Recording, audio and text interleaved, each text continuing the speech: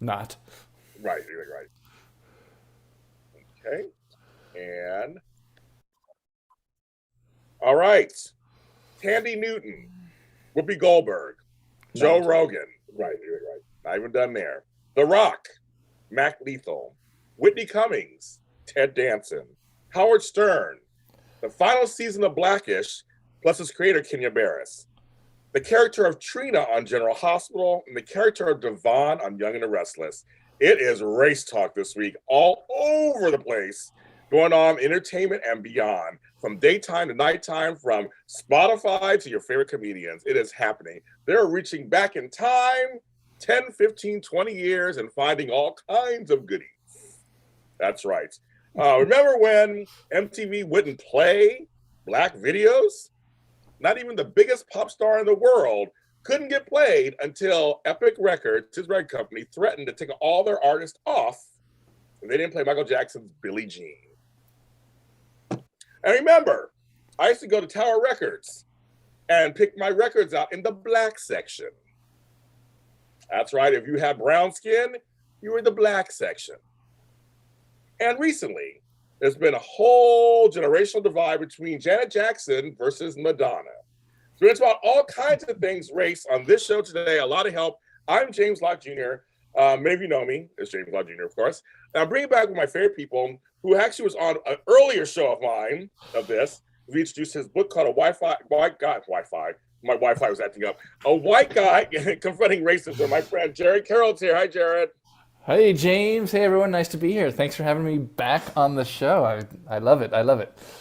My pleasure, actually. We had a great conversation. You're a good guy. A great conversation. And I just want to tell people are coming in chat room. Hello, Latasha. Hello, Kirsten. Hopefully you have an open mind. We're going to talk openly about race from each of our perspectives. His book has some great stuff. And there's two sections I'm going to mention in a moment that I love that we're going to do a jumping point off of. And hopefully he and I are planning to do more than just this one discussion. I mean, other discussions coming. But I want to talk about the packaging of what race and racism looks like and who actually looks like what and who doesn't and where it comes from. All of that we talked about. But I do want to do a warning. There may be some strong language from me. It may be coming out of my mouth. So I'll let you know that now. I'm very real and honest to talk about everything real. And also for some people, it might actually be triggering hearing certain things we talk about. And I take that seriously. I know Jarod does too. So we understand that. There's a lot of trauma in what we're about to talk about when it comes to race, right, Jarod? Absolutely. Absolutely. For everyone, but especially for black and brown folks. But Yeah. for white folks too, in a different way. But we can delve Yeah, into let's talk about that. that. But I just say that I want to make sure we had also acknowledged for some people, we may bring up something that's really triggering for you. We will not gaslight you and tell you that you shouldn't feel that way. Exactly. Don't worry about that. Exactly.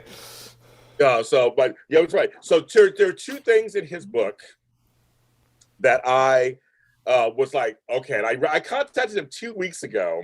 We were trying to get on last week, but I was actually really busy, and he was busy at some point, so I'm busy. We couldn't get it together. But as I read everything at the beginning of this program, this week's the week. So far, we're getting it from light-skinned black versus dark-skinned black. We're getting it from, I guess, Tandy Newton has a whole Zimbabwe thing happening versus the British. Then we got appropriation. What is it, cultural appropriation versus cultural appreciation? Aquafina making statements about her past stuff. Joe Rogan was already in the news because of the whole Spotify stuff over there. Now he used the N-word in something they found 10, 15 years ago. Same with the whole infamous Whoopi Goldberg, Ted Danson sketch, and Howard Stern was part of that years ago also, having a statement. The Rock defending Joe Rogan at one point, and now saying he's not defending Joe Rogan. That's why I'm there. Whoopi Goldberg saying that the Holocaust is not about race. And then, of course, on daytime TV, the character of the black girl getting drugged by her white friends and the treatment that she's getting on that show, and the character of Devon and his biracial child being raised by white folks and him wanting to be a part of that biracial child's family. Those are fictional, but still outraged. Black Twitter, soap Twitter is outraged. And it's the final season of Blackish. And there's much a divide about that too, from creator Kenya Barris. Many folks say that he was creating a black show for white people.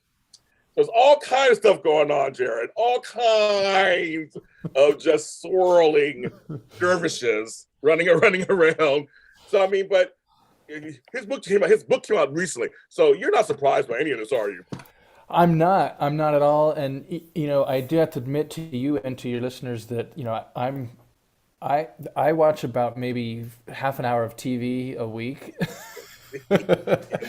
if we're lucky. Right. If so, I'm not up to speed on all these stories, but a lot of them I read the headlines, I see some news, and none of it surprises me. Whether I'm familiar with the characters of the TV shows or not, it doesn't matter. It's all the same, stuff. That's why I said It's all that. the same stuff. I mean, yeah, it's all the same stuff, right? It's all the same stuff, and it's the same.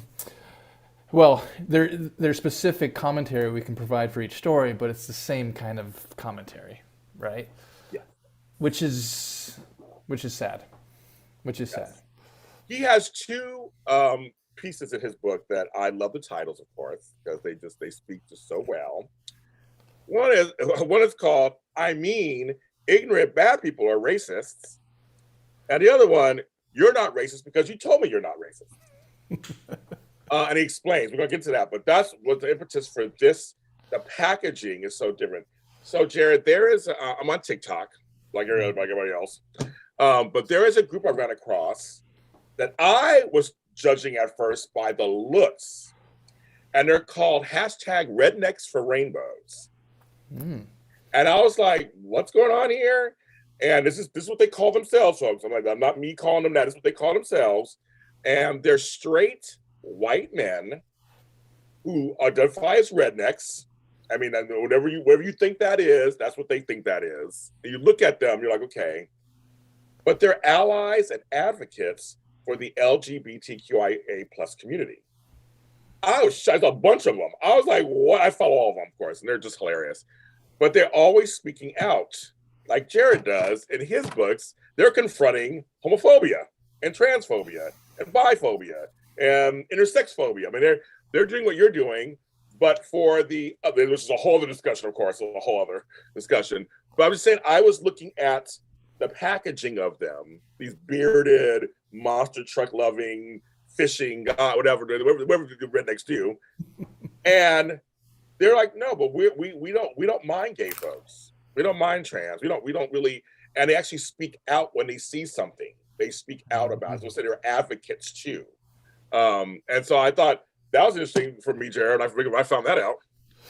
Yeah, absolutely. I mean, I'm not being super active on social media. I'm not familiar with that group, but it doesn't surprise me that there are groups like that, because what I've found about myself, and I've seen in other people, other individuals, groups, collective, is that if you have a personal connection, whatever that is, you can and will speak out on behalf of people, not like you, that don't have your same background, that don't have your same level of or history of oppression, marginalization, etc.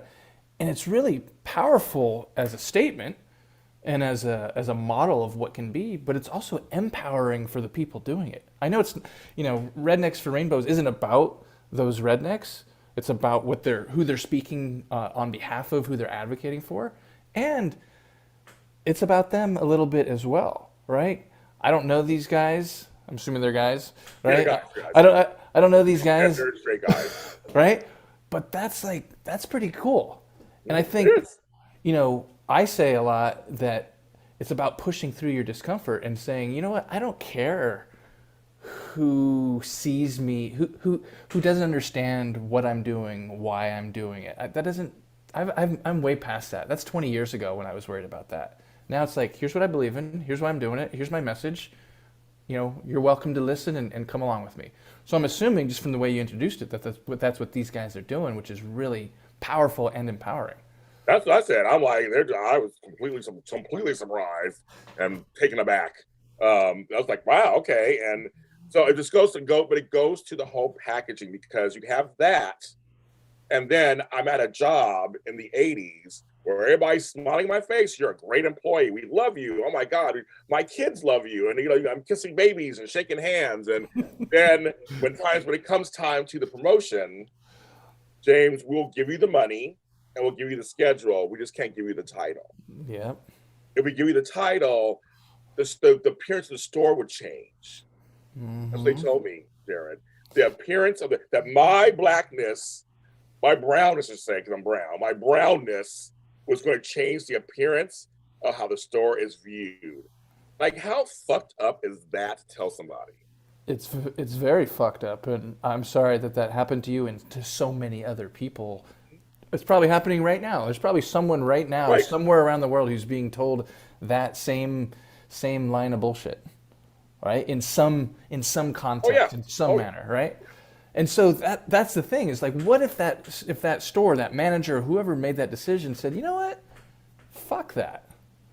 James is our guy. He's got the skills. He's got the, commitment. He's got the loyalty. Whatever you got that got you to that place that they were willing to pay you more money, yeah. and and they said, you know what, you're our guy. And if people don't like it, well, screw them. We're behind you. Like, how powerful would that have been for you, but also just for anyone who comes into the orbit of that world, that store, who comes to shopping, who's your colleagues, right?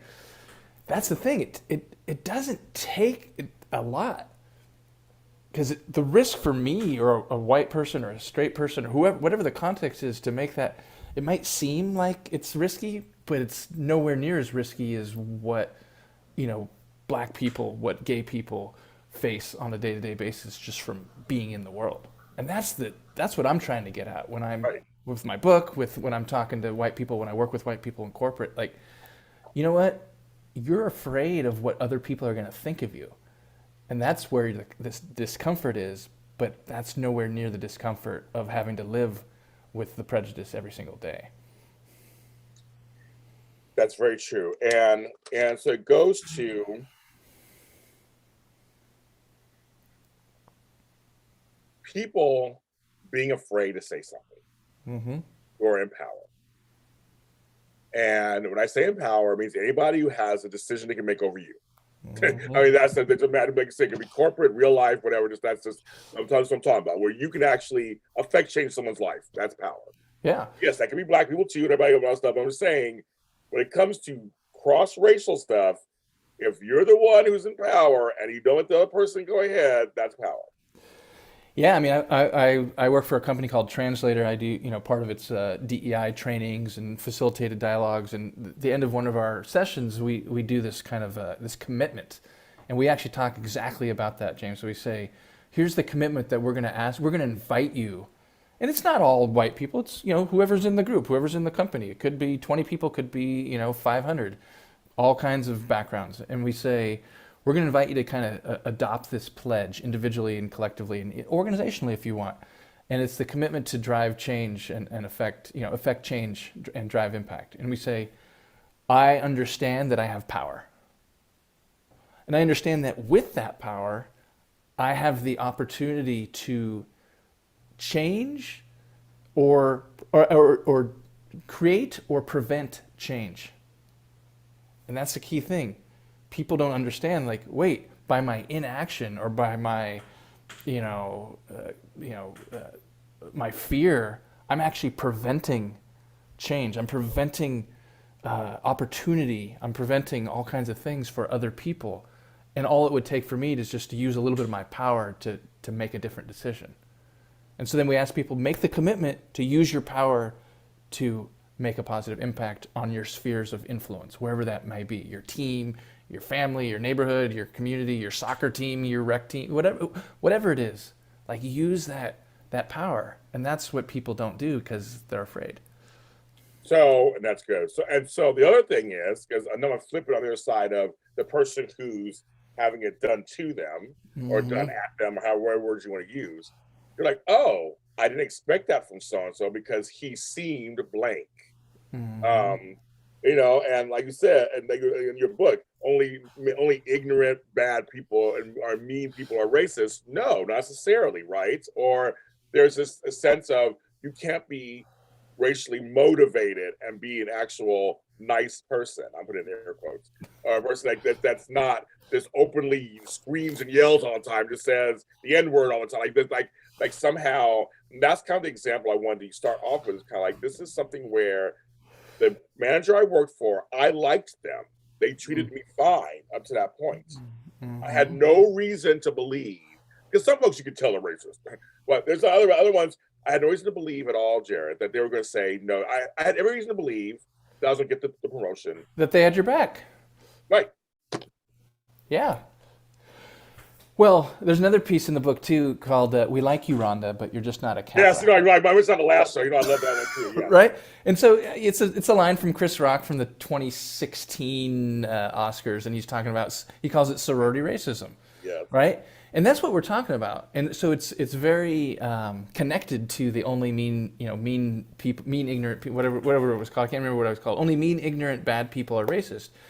And here's the thing: white people, we think. Unless we're going to own our racism, like if we're neo-Nazis, we're KKK, like, okay, that's a different thing. Like those people are saying I'm racist and I want you to know it. But most of us good white people, it's pretty easy for me to say, oh, KKK, they're bad. Yeah. Nazis, they're bad. Lynching, that's bad. Yeah, murder, cops murdering black people, that's bad. Right, that's pretty easy to say. You're not going to get a ton of pushback, even if you're kind of in a conservative community or environment. But what is harder to say, and this is where gets to the crux of this, right? Is, oh, you mean I can be a good person? I can be nice, and I can still be part of the system of institutionalized, systemic, historical. I can be part of that perpetuity. Oh, wait a second. No. I'm a good person. I've never said the N-word. I have a black friend. All the things come out, right? And so it's like your old manager, right? I mean, I don't know the guy, but it's that dynamic that we see repeating, whether it's 30 years ago, 40 years ago in the 80s, or today and everything in between, this association that says, well, if I'm nice, then I can't be racist, which is totally fucking stupid. Right. And there's the Real World LA. Okay. After 30 years, it's back together. Oh no. Together, and it's a mess. I might have to watch increase my TV to an hour and a half a week. Yeah, because it's good. They brought them all back. They did New York first. I do this one. They do San Francisco next. I'm really gonna die. They did, but they're doing LA, and they brought back David and all these people that had the problems back then.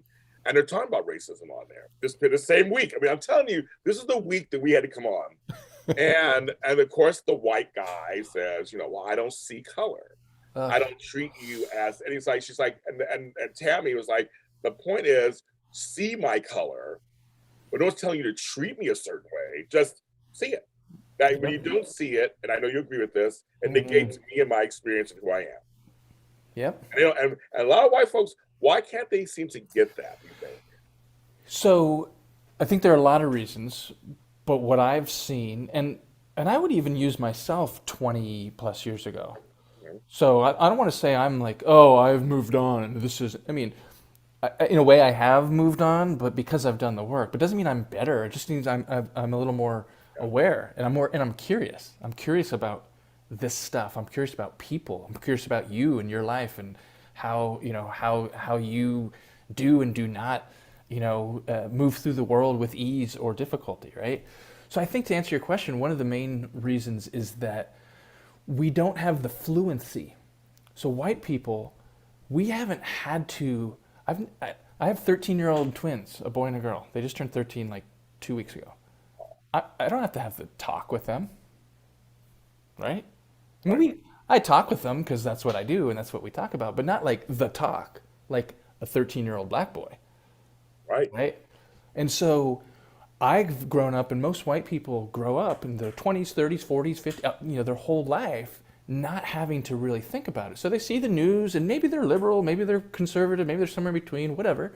That doesn't even really matter. But when you haven't really had to think about it and actually deal with it, then when it comes to oh, I don't see color, it seems like that's like a positive, but it's actually not. It's, as you've pointed out, right? That's not a positive because it's negating your reality and the nuances of you and who you are and what you have to deal with, etc.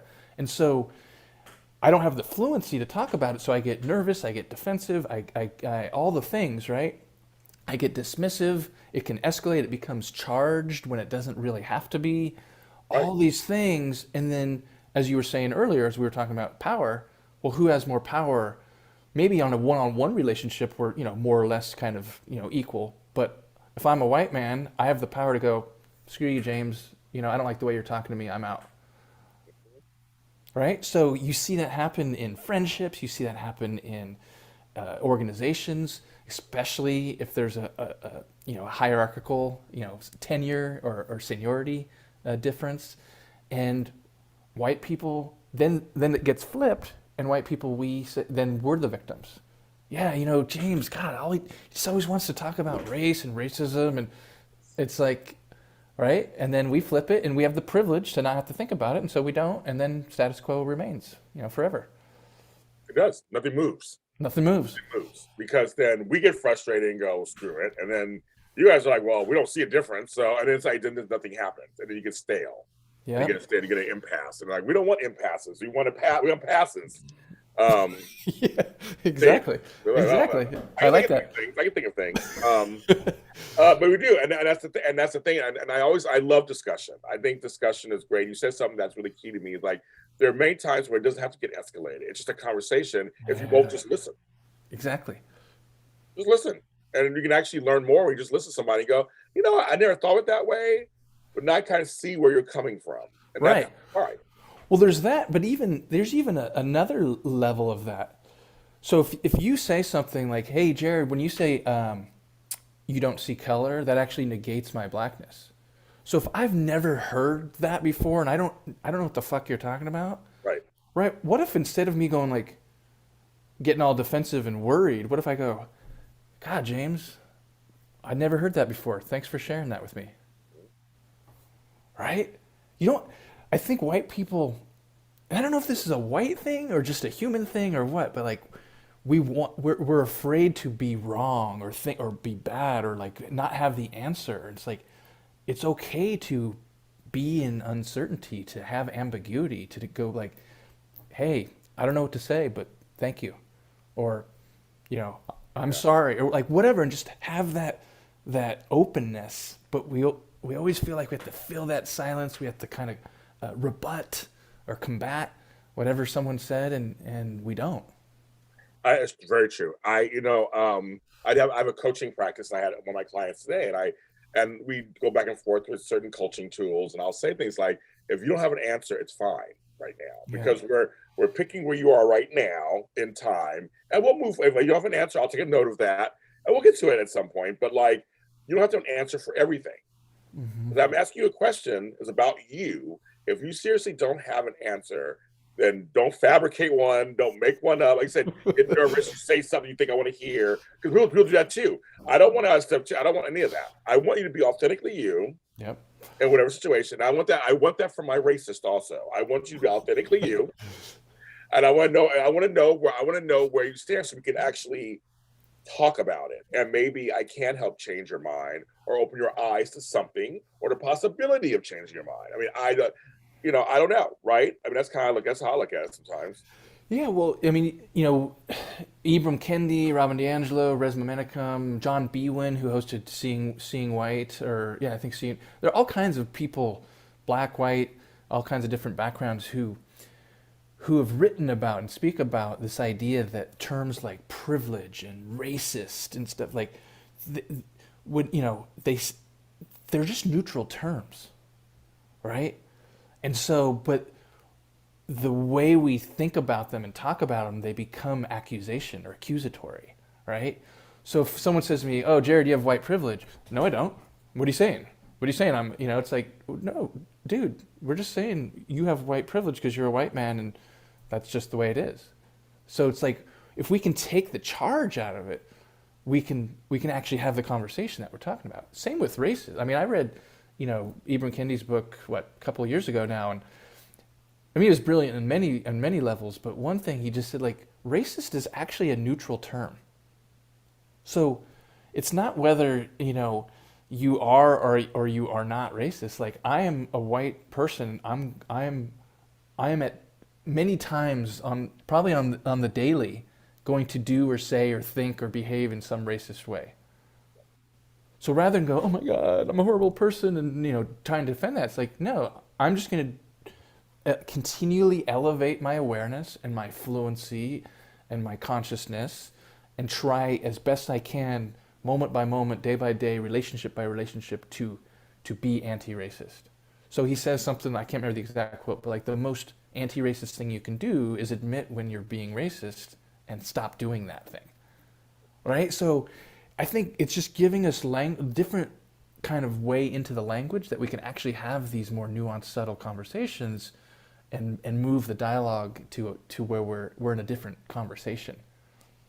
Yeah, so there is things going on right now that people are doubling down on their apologies Yeah.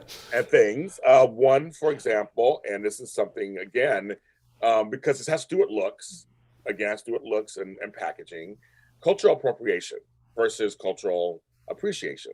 Aquafina, the actress, comedian, who's Asian, has many times adopted a black, as we call it, quote unquote, black style of talk in her stand-up and in other things. And now all of a sudden, for some reason, she's getting called out. She's been doing it for years, but suddenly she's getting called out for it. And so there are people coming to her aid, saying, girl, do you, don't worry about these people. But she kind of apologized, but kind of, it was like, okay. But it goes into the whole thing of, I am, okay, for example, Sarah Silverman, who actually I love, used to do gay stuff. Just like say fag and faggot and all these things all the time. And her show, Sarah Silverman Prod program, all these things, she years stopped doing that. She said she had gay friends and was told that it really did offend them. They had a conversation about it. And she goes, at first, it goes to your thing. I'm going to say it because I can say it. Don't tell me what to do. I'm going to do what I want to do. Don't tell me what to do. So she was like, instead of doing that, she was like, I don't have to use that in my comedy. I can find other ways. I use other words. There are things I can say to still convey something. They weren't, they like the gays that she talked to weren't mad about the jokes necessarily. It was more about the language of what they were being called in the jokes. And so that's always something too. And you think, but she's a friend. Same thing with RuPaul. Speaking of RuPaul, of all people, RuPaul, the drag mother of all, brought all this stuff to the forefront. When the trans were changed and said you can't use the word tranny or she-male, that's all things she was using for her show, a comedy. People were like, but it's RuPaul. RuPaul is like, I mean, she brought this to the forefront. But she recognized that the language is changing. It's evolving, right? And you're in this business. You know how it is. It evolves and changes.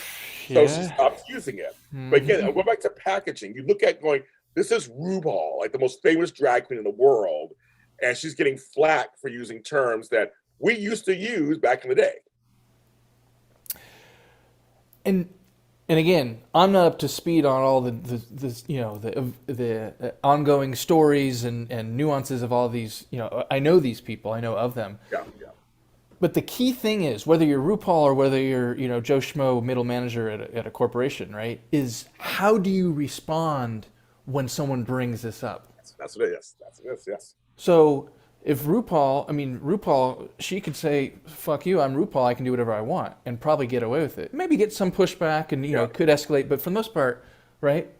But if you have the humility and you have the I don't even know what the integrity maybe is the right word, and they go, okay, let me hear this. All right, yeah, I'm kind of a leader in this space, and I've said these things, and it's part of my act and my persona, and you know what, I'm hearing from people that it's, as you said, language is changing. This might be offensive. This might not be as relevant or as important.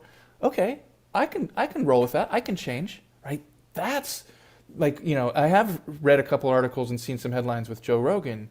Yes. And it's really, it's almost like, okay, if people call you out, how do you respond? I mean, obviously, RuPaul, I mean, they're huge, right? They're Right, huge. right. They can't escape the public eye even if they wanted to. So how do you respond to that criticism?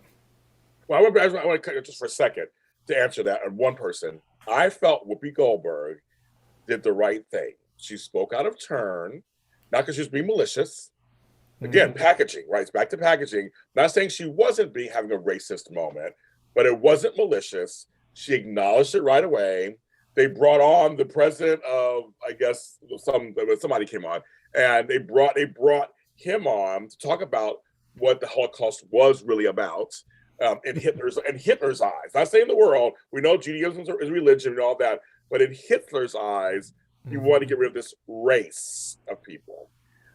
She apologized. I felt it was sincere. She has 30 years of advocacy for the Jewish Republic, and took the last name Goldberg. I mean, all these things. But I guess that wasn't enough, and she got suspended. But I was saying, I was just speaking to your thing. That was one apology I felt that was good. That was Yeah. actually really good, and you did what you're supposed to do. And you said you're gonna think, and you said you really did apologize. Go, I need to think about this a lot more. I thought it was this, and maybe you're right. It's not that. Yeah. So, Well, and be okay with that uncertain. Again, it goes back to, in the book I talk a lot about the like anti-racism from my perspective. Yes, you have to understand kind of historical oppression and social justice and racial justice and injustice and equity and power. You have to understand all that. Of course you do.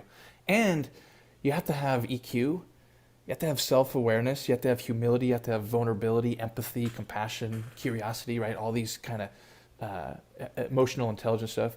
And you have to have this kind of mindfulness. Now, I happen to kind of go the full Buddhist meditation and kind of, that whole thing. You don't have to do that, but you have to have some sort of ability to sit with that discomfort. And so, again, I don't know Whoopi Goldberg personally. I don't follow her. I have heard this story, right?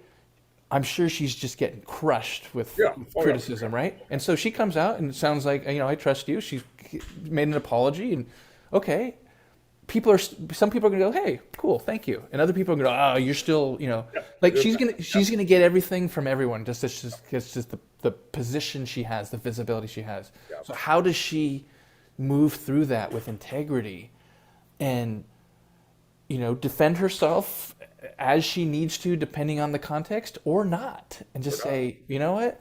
And I'm not saying just ignore it and then kind of move on and Right. kind of sweep it under the rug, but move through it with whatever's going to come at, trusting that she's in her integrity. Now, I don't know her well enough, Yeah. or even of her well enough to know if that's true or not, but I'd like to think it is, or at least it could be.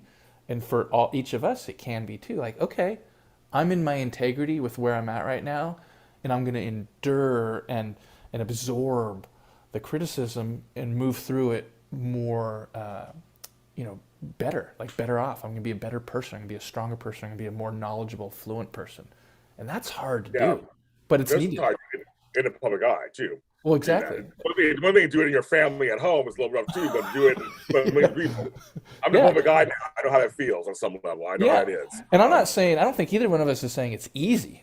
No, It's not at not all. easy. I mean, but if you want to kind of move to a new level with this stuff, those are the types of that's the type of evolution of consciousness you have to have, or else you're just gonna stick in your old kind of ways and not move forward.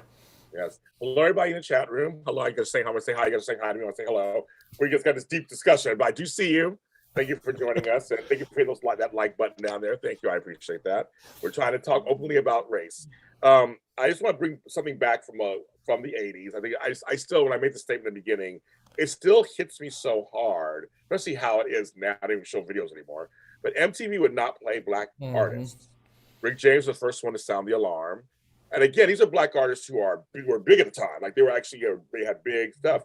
And Prince, like Hmm. we wouldn't play Prince. His music was like rock music at the time. You wouldn't play him. And like I mentioned, Michael Jackson. Again, the packaging. It's MTV, music, television. Okay, well then music. And their stance was it's rock music for the Midwest. Yep. So I don't know if you're going here. I don't. Are you? I don't want to interrupt you because it seems like you're on a roll. So one of my favorite clips is David Bowie. Yes, I knew you were going to bring that up. Okay, That's my good. favorite. All black folks, we love that clip because when it surfaced recently, we're like, yeah, he was like, he actually asked Mark Goodman about Mhm. that. Yeah. And his posture was because he wasn't an asshole, No, not at all. but he also wasn't just going to let it slide. He was No. kind of like, oh, really? Okay, yeah, interesting. We have sponsors and we have demographics in the Midwest, and he's like, oh, he goes, that's very interesting. And you see the smirk on his face, like, audience, you're getting this audience, right? You're getting this. That's what David makes Yeah. like to me. Well, and you know, as you said, black people then and now go, okay, David Bowie gets it. I think white people maybe then were like, okay, I guess that's cool. I like David Bowie, right?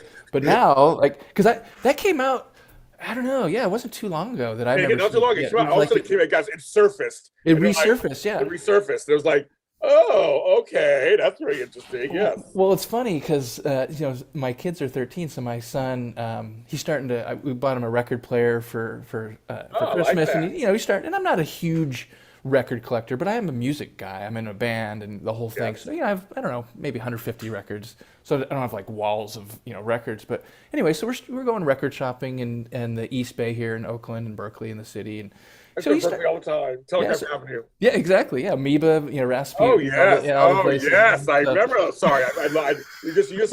Okay. Well, side note is so we can talk about race and have fun at the same time. Side note, I would take Bart over, yeah. and I was dating somebody who lived in North Berkeley near Ashby. It was over there. And I go meet them. We go back in, but we go to Telegraph Avenue, and there's all of these just like from Amoeba to Rasputin. So there's all the just little ones, The- all up and down the whole strip. And I Yeah, just go shopping with bounties of records and yeah, CDs and tapes yeah, and yes. Anyway, it's other side. yeah. No, it's well. Anyway, so somehow David Bowie came into the conversation. I can't remember, how it came up, and he was asking about him. I'm like, oh yeah, he's pretty cool. It's like, oh, did you listen? I said, yeah, actually, when I was about your age, my friend Frank had a couple records, and I got into David Bowie like in eighth grade or whatever. This is, mid '80s, and then I can't remember how the conversation came up, but I mentioned that clip. We haven't watched it yet. This was literally like might have been just last night or like 2 nights ago. Oh, I was just talking with my son about it. So I'm going to show him that clip to kind of show him like here's musically he's a genius, but even more importantly, like what? Let's find this clip, and I want to show you like what it means for a white guy.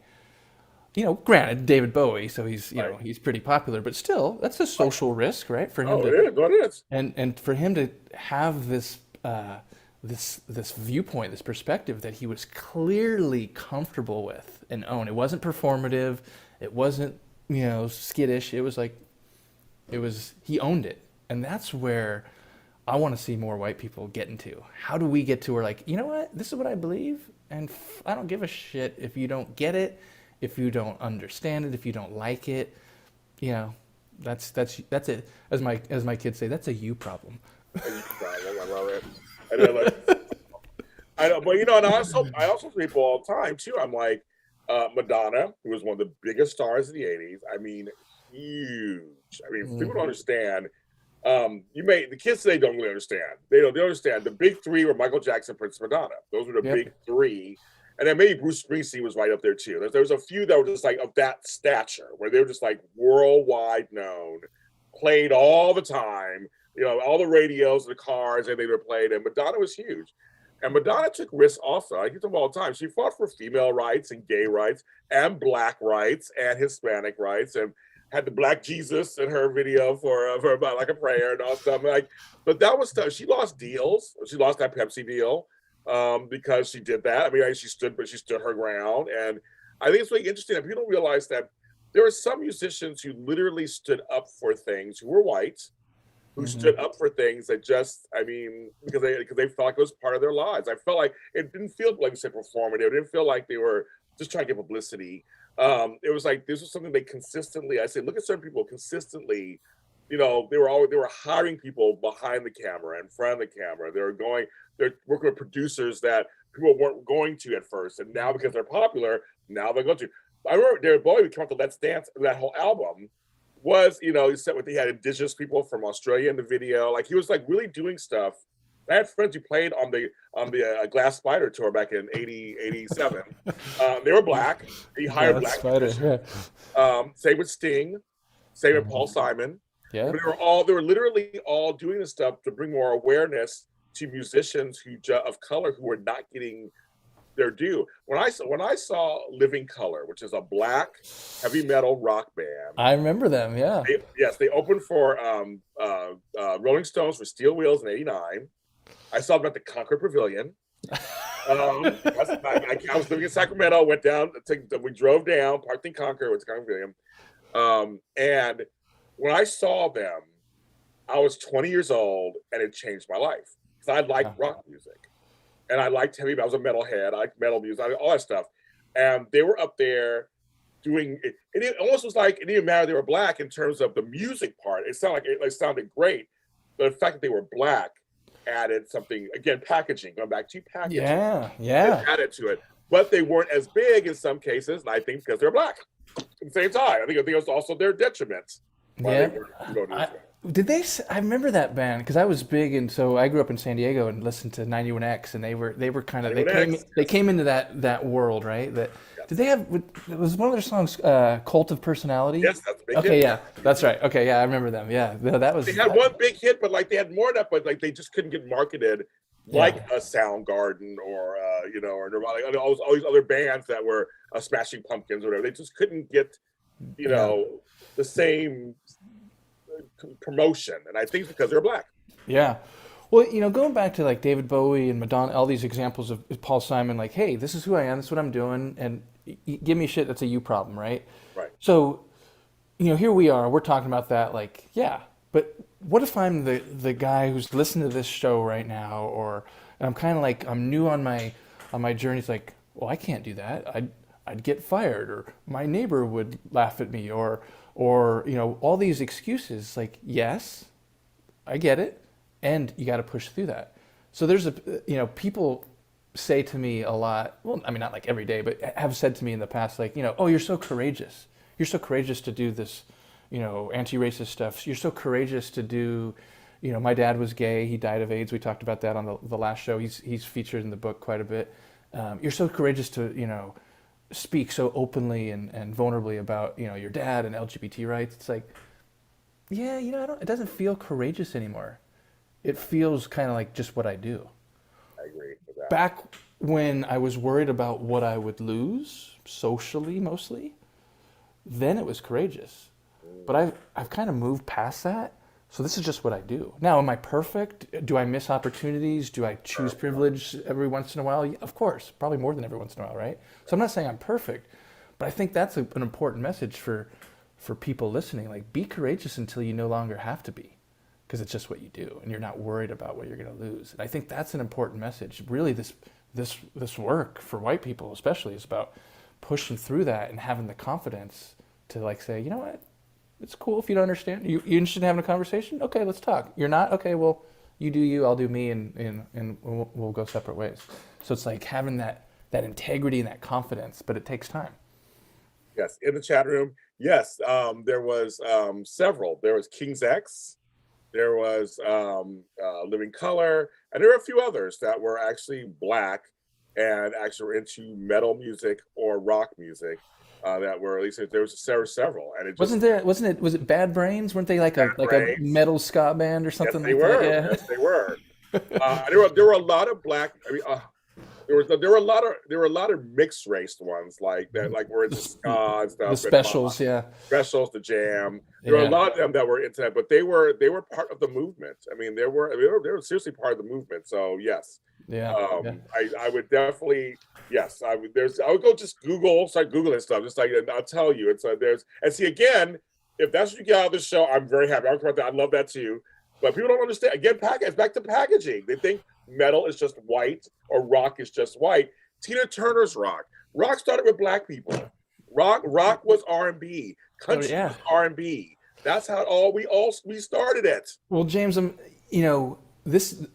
I've only recently kind of really understood how much because I'm a musician. I play in a reggae band, which we can talk about like cultural appreciation versus appropriation. Yeah, exactly. But, We talked about that too. Yeah. So yeah. So I'm, I'm a music guy, both a yeah. listener, a player, all the things, right? And so when I was 17, I was a senior in high school. This was back in, that would have been what, 1990. So I people think can, you're right behind us, right behind me. I'm right behind you. I'm right behind you. Right. So I was at the time I'd gone through my 90 Next stage, listened to The Cure and Echo and the Oh Bunnymen, and yeah. I Oh mean yeah. I still like that stuff. And then I Oh, went me too. Oh, I love that stuff. back into like Zeppelin and the Stones, and my best Yes. friend was into Kiss and all that. So I was kind of in that kind of heavy, not really, but like hard rock kind of stuff, Hard rock. classic rock. And then I was sifting through my mom's record collection, and I found a couple blues records, like acoustic blues. These old black musicians, Mississippi Yes. John Hurt, Taj Mahal, who was actually Yes. young at the time, but it At was like time. Yeah. Yeah. right. And I listened to this stuff, and I'm not even a musician at this point. I'm just a connoisseur of music, and I listened to these albums and it changed my life. So from age 17 to about 30, that's all I listened to was old acoustic country blues from Mississippi, from Karol. I knew all the different styles. I knew all the different players. And then I started playing guitar, and I could play the stuff. And when I look back, I realize how much that influence of being curious about the music and not caring that I was a 20-year-old, college kid listening to like Blind Blake when everyone else was listening to like Red Hot Chili Peppers. Yes. Like I didn't care. Like I liked that music and I recognized its historical value, and I also, not as much then as I do now, but a little bit then, recognized like the the inequity around it. Like here are these guys playing, professional musicians in the 20s, 30s, 40s, 50s, into the 60s who couldn't eat at the restaurants that they were playing. They couldn't eat at they'd go on stage and maybe they'd get a little, fee for playing, and then when it was time to get a drink or a sandwich, like go sit in the back, N-word. Right? Right. So like I started to understand all that. So as I, fast forward 15, 20, 30 years, and here I am, like, I've done a lot of work over the years. Like I understand like that history. And so I guess one of my points of sharing that is like, it's a lot of this work is about curiosity. Like how willing are we individually and collectively to be curious about the lives of other people, whether they're, real live relationships like you and I have, or, Right. Dead, black musicians from the 30s, right? I'm glad you actually. No, I'm glad you bring up the music thing, because Yeah. just a lot of those people, a lot of the English, the Beatles, Rolling Stones, the Kinks, all of them loved Muddy Waters. Oh, totally. All those old blue, they were remaking them as rock songs. That's Yeah. how versatile those songs were, right? That's so Love in Vain, which is on Let It Yes. Be, right? So I Yeah. remember being a huge Stones fan. I'm 15, 16. Oh yeah, this is a great song. I had no idea it was a Robert Johnson song course not. until like 2 years later when I found out it was. Yeah, And then I was like, I like that version better. right. And then my friends were like, no way, the Stones. It's like, okay, but I like that version better. And so it was like this, once I discovered it, like I wasn't going back. And it was, that's kind of the mindset, like, 30 years later. It's like, hey, I can't unknow what I know now. I can't unsee what I've seen. And this is better than that. One other thing for me was like, I grew up with country music. My family from the South, we love country music. Black folks who like country music, and they were just like, "What's wrong with you?" I'm like, but country was R&B. Like, my parents told me that a long time ago. That's how it started. And I remember I like bluegrass. Mm-hmm. And so years ago, because I was a Led Zeppelin fan, Robert Plant fan, him and Alison Krauss had this beautiful bluegrass album that came out, was really big. And I started digging more into it. I'm like, and then there was Carolina Chocolate Drops. Oh, They're a black band who's bluegrass, they're awesome. but they're wonderful. And I was just telling everybody, listen to this. I Trampled by Turtles, my other group I like. But when I found Carolina Chocolate Drops, they looked like me, and they were playing the jugs, the bluegrass, they're doing all this stuff, and it was great music and great vocal, and it was like, hello. I tell people, well, take this bluegrass stuff, and then go listen to Arrested Development back in the '90s, Tennessee, Mr. Wendell, all that's an amalgamation of blues and R&B and hip hop. It's all, they took it and mixed it together. So you like it because it's a pop package, so to speak. If Yeah. you really listen to it, again, packaging, if you listen to it, it's elements of all these things. You're thinking, that's white folk stuff. Like, no, it's also it's for everyone. Well, I mean, so a couple things. Mama's Always on Stage. I remember learning that when I first learned harmonica, learning that harmonica song. So I'm a big fan of Arrested Development. But if you go back, like, you know, country, blues, and then a little bit later bluegrass, and all these kind of what I call roots music or Yeah, Americana yeah. music, even Very common. jazz. Yeah. Jazz is kind of its own thing. But even Oh like yeah. you listen to Sonny Stitt, you listen to, kind of like the real kind of more bluesy jazz guys. Like they're all the same songs. They're all the same chord progressions. They're just done in a different style. So like the Carter family, they come and record in 1927. And it's these, white hicks from, Southeast Virginia or Southwest Virginia. And at the same time, like over in Mississippi, Robert Johnson is playing in juke joints, it's like, and yeah, are they different when you listen to them side by side? Yeah. And Yeah. if you're a musician, any musicians out there know like they're just like three chords in the truth. I That's like what it that. is. I like that. Three chords of truth. I like that. And so yeah, you move into the 650s, 60s, and you have all these different things, but it's all, you know, it all comes from that. And so if you're really curious about it, you know that it started, in so many different places at the same time and very similar. And, I think it gets into the like appropriation versus appreciation. Like, can you, in fact, I was just talking with some of the guys in our band the other day, like all white guys playing reggae. I think we do a good job. We play, we're good musicians. We respect it. And then I got into this conversation. One guy wanted to wear like those dread caps, Yes. and I'm like, first I'm like, okay, well, why? It's like, well, we just need to be more fun on stage. I'm like, no, let me break it down first. I'm glad you said something like oh So no. I broke it down, Yeah. and it was all over text, like this group text thread. And I'm like trying to tell like the history of like, power and, but it landed well. And I said, just so you know, if any of you wear that, I will not go on stage with all of you. Good. So, Well, no, here's the thing. Here's the thing. I want to bring up reggae. Okay, so I'm going to do the chat really quick. So, okay, so someone says, well, I wasn't a fan of folk either. I love folk music. I'm sorry, I love folk music. Do like R&B, reggae. Okay. Somebody else, even with Sammy Davis Jr. was the Rat Pack. He had said coming through the back door. And Sammy. So there are folks. Well, yes, we already know there are folks like Sammy Davis Jr. There are folks that had to blaze the trails and couldn't do certain things. Chuck Berry, Little Richard, they all we know. Yeah, we are very well documented on things that they had to do. Early James Brown, what they had to do just to play the Supreme, the whole Motown sound. So a lot of them that the buses got shot at when it went to the South, and yep. so it's when you're first of something or whatever, it's crazy. I want to bring up. See, now I come from the Caribbean also, so for the Caribbean, there's a lot of white influence, a lot of imperialism, obviously, British mostly. Jamaica, British mostly, right? And so I always looked at, and you can tell me more. I always looked at reggae. I felt like it got packaged a certain way in America, but when I go to the Caribbean, almost everyone enjoys it.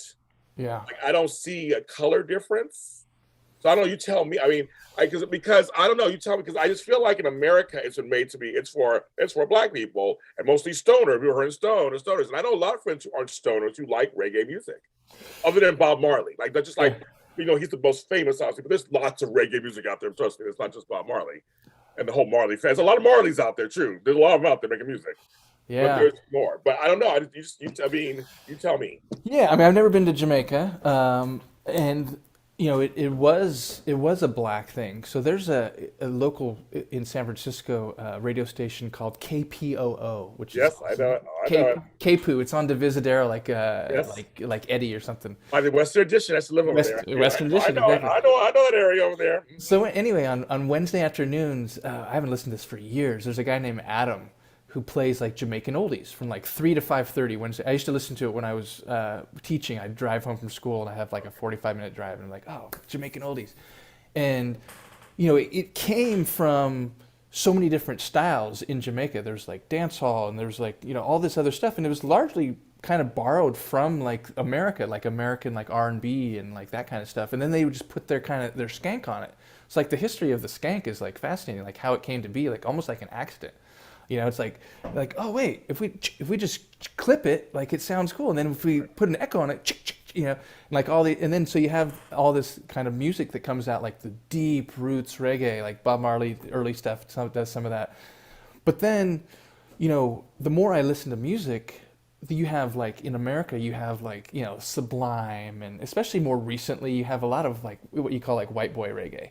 So you have like young white kids, and they're good. Don't get me wrong, like they're good, but it's kind of like for, white college kids, right? But then if you're actually really interested and you listen to stuff from like Mali, or you listen to stuff from, even from Europe, like French and Spanish, they're like bands like, and they're all in like, even like Western Africa and like this, the reggae beat, both the skank and also like it's called the one drop, like on the three, like when you, like that is Jamaica. And so it's just influenced the whole world of all colors, backgrounds, races, etc. So it's a really powerful. I mean, if you want to get kind of lovey-dovey about it, it's like it's actually I see it as like a like a model of like what it could what this could be, right? We give honor to like the roots, but we can all play it respectfully and with our own take on it, and that's okay. Well, see, that's why I think groups like the Beastie Boys Mm-hmm. have lots of, and Eminem, Mm-hmm. and folks like that who, and Elton John, Tina Marie, late Tina Marie, Lisa Stansfield, Hall and Oates. I feel like there are the Blue Eyed Souls of Elton John, George Michael, late George Michael. I feel like those folks, Culture Club, Boy George, those I mean, they had the. I mean, because you think about it for a second, Jared, when you listen to "Do You Really Want to Hurt Me" by Mm-hmm. Culture, that was their first hit, I remember it. and it has that reggae, it has that beat, has that drop, that beat you were just talking about, Yeah. and it's this guy in drag basically. This was 1982. We had no idea. I was a kid going, "What the fuck is that?" But he has this voice that was so beautiful that you're like, do I really want to hurt him? Like you look like, do I really want to hurt him? Like he's so, like, and George Michael had a voice that was velvety smooth. Daryl Hall has his voice that was, velvety smooth. Lisa Stansfield had his, all around the world. That song was a huge. Her voice was so brown. Tina Marie basically was a black woman. You think about it. Tina Marie, I think all black folks agree she was black. I don't know what was going on there, but when she got Rick James, her whole Listen to Fire and Desire by Rick James and Tina Marie, and every black woman I know just melts in a puddle because it's just like you don't see black and white. You literally see two people coming together. But I think it's because what you just said, all these artists, it's a cultural appreciation. It wasn't appropriation. Even go back to Madonna, they picked things that they used, but they also gave back. And they also did it in a way that was their own take. Mm-hmm. I think that's why they get back to packaging. This whole thing about packaging. So it goes back to that again, where the Beastie Boys weren't trying to be Run DMC. No. There were three boys from Brooklyn who were white. And they did their own thing. So I wasn't deep into hip hop that much, but like in late 80s, early 90s was right when I was graduating high school and stuff. And so I really appreciated Beastie Boys, Tribe Called Quest, Diggable Planets, so kind of, I wasn't really into the hardcore stuff. But even then, and especially now, like I could appreciate the similarities of like, okay, they're all sampling, they're all rapping, Right. but I could also deeply appreciate the differences. So if you listen to like Diggable Planets or like, those first two Tribe albums, like it's all jazz and everything. Beastie Boys didn't have that stuff. Like they were their own thing, and it was cool. Like they were all great, Yes, trust me. Oh my goodness, I was into De La Soul, yes, and Jungle Brothers, and Tribe Called Quest, and Queen Latifah. Back when she was a rapper. I was so into what they call the Daisy Age. Was the whole thing about, because I grew up as a hippie. I grew up with hippies, so it's like it was the hippie stuff mixed with the Afrocentric stuff. They mixed it together somehow So it wasn't the gangster, even though I did like NWA and also over there. That was a whole other thing. But Beastie Boys were these three white boys. I think two of them were Jewish from Brooklyn, and they had their own story to tell. But they got endorsed by black folks because they did the work, and that's what you always talk about: doing the work, doing the work. Yeah, and everything we've been talking about tonight has been doing the work, or there's an example of doing the work. Like the fact that we can sit here and talk and have this conversation that's just flowing and going to music to this to pop culture to it's doing the work, and I think again I don't want to, at the risk of overemphasize, like curiosity, and not like superficial curiosity like a circus, right? But like deep curiosity about people, about history, about how people do and don't get along and why, and just that's, I wouldn't say always, but for the last 20 plus years, like that's fascinated me. And I think that's what's allowed me to feel comfortable and confident enough to to write a book, to have these conversations, to facilitate conversations with others, and do executive coaching on this stuff, speaking on panels and keynotes. Like I have that conviction, and I like to think I have a confidence but not arrogance, right? Like that line, like humility but not meekness, right? So it's like getting to that place where it is relevant and respectful for me to be in these conversations. I got a question I guess for me. What do you think of Korea group BTS? First of all, I'm too old. I think I know one of their songs. My nieces and nephews love them. I know they're huge. But I'll tell you this. Why I think about South Korea and their whole R&B music boom. So I don't know how familiar you are with this stuff, Jarod and all. You're like, no, I don't know anything about it. I'm not. I'm not Okay, at all. I'll be brief, but it's just one of these things. Okay, so South Korea has for the last 20 years groomed their artists after R&B singers and dancers. They're all Michael Jackson fans, of course. Michael Jackson toured Asia extensively, so of course he's huge over there. They're Prince fans. They're Michael Jackson fans. They're boy band fans. And here's what's so funny, kids. You don't know this already. Many of these groups that are hits in America right now are written by black folks who were in groups back in the 80s and 90s. Many of the members of Full Force. If you're from the 80s, you knew Lisa Cole Jam with Full Force, right? And I think they were huge for a while. Well, Full Force, many of those members of that group are now songwriters writing songs for them. So they get paid nice money, as we say, nice coin, but they're behind the scenes now. They're not in front of the camera. They're not doing their own albums or anything. And money's where the songwriters where the money's at anyway. And producers, we know that. But they're writing songs actually for these Korean groups. So a lot of times I'll hear a song and go, that sounds like R&B from like 10 years ago. But the kids don't know that today because they weren't around 10 years ago. They were born. So a lot of them sound like Usher.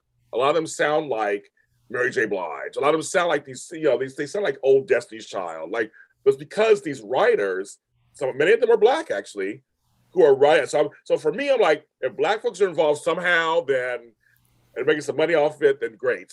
I understand that it's the wave right now. And as we just said earlier, things change and evolve. And the Asian population is probably the largest in the world. You include Chinese, Japanese, Southeast Asian, all that is the biggest in the world. So I'm not surprised that there is, and some groups I've seen, it was appropriation, and some I see it is appreciation. So it's, again, packaging. It's all about packaging. But no, I don't have a problem with them. To me, they're harmless. It doesn't really bother me so much. But I do know behind the scenes, there are a lot of black folks who have their hands in much of the creation. So I'm like, well, if they have their hands in it, they're part of it. And because that was the problem, right, Jarod? Like, we're talking the 50s and 60s when black folks, the music was getting taken by white artists and white producers, and the bigger hit was them while they didn't get anything. Exactly. And getting paid pittances, being paid in chicken wings, basically, chicken legs, compared to their white counterpart. that was wrong. But now if you get some evenness in there, I'm like, okay, I'm good. I have no problem with that. Yeah, I mean, me neither. I Yeah. agree, and that's the history of not just in the music industry, but in all industries, right? Like, what's the face that's going to sell? And when we say sell, we mean actually, commercially, like capitalism, or, in the corporate space, like what's going to sell? Like, I mean, your story from, like, having James be the manager and the face of the store, that's not going to sell. So, sorry, I can't do it, right? But it's the same thing in corporate America, and I mean, I like to think in many ways we've come a long way, but in many ways that we haven't. It's just this week I've really seen still how divided we are um, in race. Right, every few years something comes up. You always like somebody says something, or somebody you said the N word and blah blah whatever, and you can't say that. And people say I can say whatever I want because you say it, and that whole argument, of course. You talk about that in your book too. You talk about all that, but it's just that it's this whole not listening thing. But every few years it comes up, then it dies down a bit. And this week I've just seen a sweep of just race thing, race thing, race thing, and no one's listening. I feel like everybody's just screaming at each other and ready to cancel everybody. Like, well, before we start canceling everybody, let's like see where everybody, like you said, where's everybody falling? Well, you bring up a few. It Come reminds on, me of a Jarod, few. tell it. Come on, Jarod, tell it. Well, a couple things. One, there's a book that I read last summer, so only 6 months ago. So it's only been in my world for 6 months, but it feels like it's been in my world for 60 years, and I'm not even 60. It's a book called "We Will Not Cancel Us" by Adrienne Marie Brown. She's a Okay. black queer facilitator, writer, speaker. She's awesome, and it's just this thin little volume. It's like 85 pages, and it speaks to this I don't know, this like unstoppable habit that so many of us have of weaponizing criticism, of canceling, of gatekeeping, of and we're not talking about. She's not talking about like if you're an out and out avowed racist, like that's a different story. We're talking about people who are in theory kind of on the same page, like trying to do stuff with similar goals of equity and equality and those types of things, and just like who's owning what, and you did it wrong, and you said this, and you can't be forgiven for this, and all this stuff. It's like, whoa, why are we doing this? Why are we spending our energy in those circles when we could be listening, as you said, listening to each other, learning from each other, having dialogue? Not doesn't have to always be a debate. So that's something that's really I don't know. It's been really important to me lately because I'm seeing it personally, at me, but also just in my spheres of influence online, in Yeah. communities. You see, I mean, politics is always doing that, but Oh yeah. Wait, but wait, I wait. but I think it's a missed opportunity for us to really learn from each other and grow with each other and center like the individual and collective healing, and and and and learning and growth and collaboration and all these things that are, I think, sometimes underappreciated, or like we forget about them in our passion. And I say that kind of like, our passion. Like I'm not a passionate guy, right? I think sometimes Right. passion can be overappreciated. But anyway, I could go off on a bunch of different angles, but it's getting late. My mind is not as sharp as it was an hour ago. Yes, we're about to wrap things up. I mean, that's you get to talk, but it's funny. I'm like, yes, no, it's one of those things where I'm just like I'm also laughing about sports too. There's a whole thing with sports going on. The Washington Redskins and now the Washington Commanders, which to me sounds even worse than the Redskins to me on some level. I was joking about that, things like that. So I mean, it's a conversation that you're not going to continue having. We're going to continue having these conversations. Let's do it. Let's Yeah. do it. I love talking about it. I love, again, I'm curious about it, but also I'm aware of how me being a white guy and whiteness, how it's important to be in these conversations. For the people who are watching right now, who are going to watch afterwards, who just, oh, who's this guy Jarod? It's not really about me like gaining notoriety and becoming like the next whoever. It's about like, oh, white people can be in these conversations with with relevancy, and I think a lot of white people don't think we can. Right.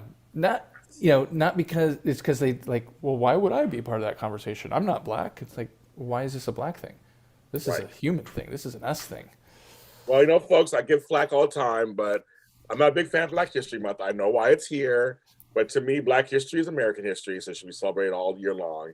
And I do, as people know, every year I have panels with Black people, panels with Latino, and I felt it's very important. I talk to conscious white folks like yourself on these shows because it's very important to show the well-roundedness of the talks. I'm not here to talk to the same people that think like I do all the time, or like the same. I mean, I want different perspectives, and I want to show it to you guys out there. So, thank you guys for in the chat room for being in here and watching us and chatting.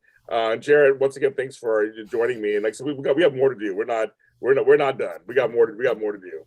Well, you're very welcome, James, and thank you for inviting me and promoting the book. And yeah, awesome. Thank you. And I know we've only just met each other, not a month ago or 2 months ago, but I feel like we already kind of have a history, which Brothers, we're brothers. I want to keep exploring and keep going deeper, and who knows, maybe we'll even meet in person one day. Can you imagine? What's that like? Meeting in person? Great talk. We'll have to meet on Telegraph Avenue and go shopping at Amoeba. That oh my God, yeah, that'll bring back memories for me. I used to eat over there, and I used to go to Blondie's Pizza when it was there.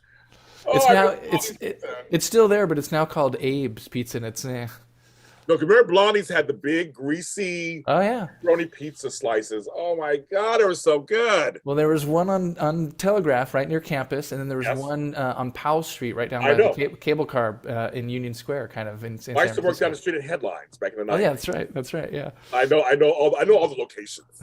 I was a big Blondie person. Yes, but yeah, his book is called "A White Guy Confronting Racism." Jarod, Karol, where can I get the book? Tell them. Just go to awhiteGuyConfrontingRacism.com.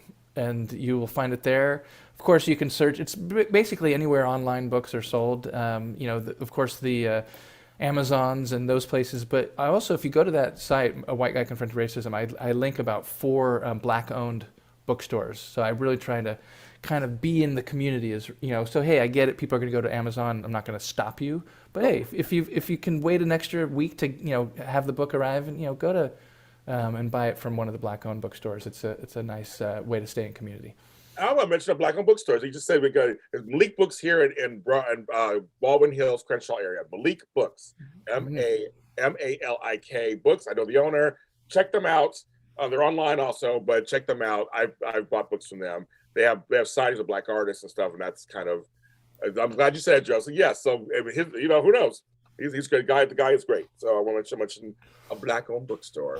You can follow me where all James Lott Juniors are, and that's at James Lott Jr. on all social media platforms and on TikTok, like I said. I'm on there. I'm just a James Lott Jr. for James Lott Juniors on there, promoting myself. But more discussions will be coming on this subject as the rest of the I do this all year long. So but I thought, let me kick it off for this month, but more will be coming. Thank you for watching and listening.